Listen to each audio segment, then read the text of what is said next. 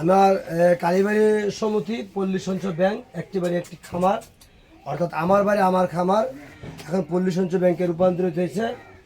আমার নিজ গ্রামে যেটা সমিতি, আমার সম্মানিত সদস্য আসাদ ভাই আমার সাথে উপস্থিত।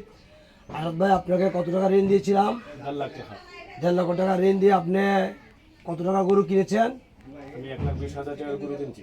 1,20,000 গরু কিনছেন। আপনার এখন যে একটা গরুর সাথে 8টা গরুর বাচ্চা হয়েছে নাকি? তাহলে আপনি আটটা গরু বিক্রি করছেন। গরুটা কিনছিলেন কত দিয়ে? 60,000 টাকা। বিক্রি করছেন কত দিয়ে?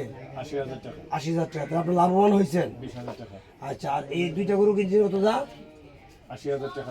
এখন 2টা গরুর দাম কত আছে বাজারে? 1.5 লক্ষ টাকা। 1.5 লক্ষ টাকা। আসাদ ভাই, এই পল্লী সঞ্চয় ব্যাংক থেকে যে ঋণ নিয়ে আর ঋণের যে কাঠামো, যে গাভী পালন, যে পল্লী সঞ্চয় ব্যাংকের যে ডিসিপ্লিন, ওই নিয়মে অনুযায়ী আমাদের পল্লী সঞ্চয় ব্যাংক কালীবাড়ি সমিতি উনি অবস্থান আছেন।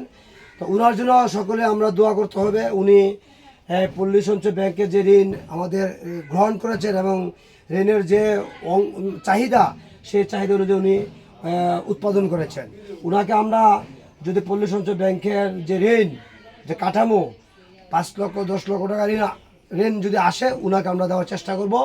উনি খামারের প্রতি ওনার অনেক অভিজ্ঞতা, বা আমি শুধু মুখে বললেই হবে না, আমি বাস্তবে দেখেন। হাই গাইস, আমরা কালীবাড়ি গ্রামে আছি, আমার নিজ গ্রামে। দেখেন, এরকম গ্রাহক যারা আছে তারা অবশ্যই খামার করবেন। টাকা এনে এমনভাবে কাজে লাগাবেন যেন টাকাটা আপনার আয় হয়। আপনি যেমন ব্যয় করবেন এমন আয় না হলে একজন গ্রাহক লাঞ্ছিত বঞ্চিত হবে। আমি 1.5 লক্ষ টাকা ঋণ দিলাম, আমি পেটে ব্যথে আপনি খেয়ে বললাম, লাভ হইল, তাহলে এই ঋণের কোনো আমাদের প্রয়োজন না এবং ব্যাংকের কোনো সার্থক হবে না। তো আসাদ ভাইকে ধন্যবাদ এত সুন্দর খামার করার জন্য।